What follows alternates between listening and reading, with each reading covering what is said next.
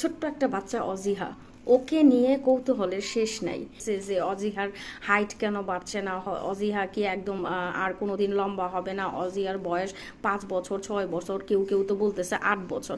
তো এই ছোট্ট একটা মেয়েকে নিয়ে এত টানা হ্যাচড়া কিসের জন্য সেটাই আমি বুঝতে পারি না। আরে বাবা, আল্লাহ তালা চাইলে অজিহা লম্বা হতে কতক্ষণ?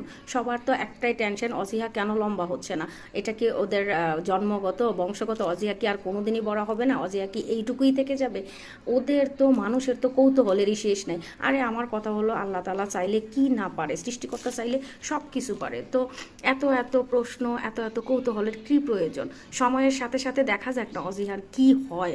আদৌ কি অজিহা লম্বা হবে নাকি এতটুকুই থেকে যাবে? এটা কি আমরা মানুষ হয়ে বলতে পারি যে অজিহা আর কোনোদিন লম্বা হবে না, কিংবা অজিহার বয়স এখন 5 বছর না 7 বছর? এটা তো সবচাইতে ভালো ওর মা জানে। ওর মা যেহেতু বলতেছে অজিহার 4 বছর শেষ হয়ে 5 বছরও পড়বে, তা আমরা কেন এত বিতর্কে জড়াই?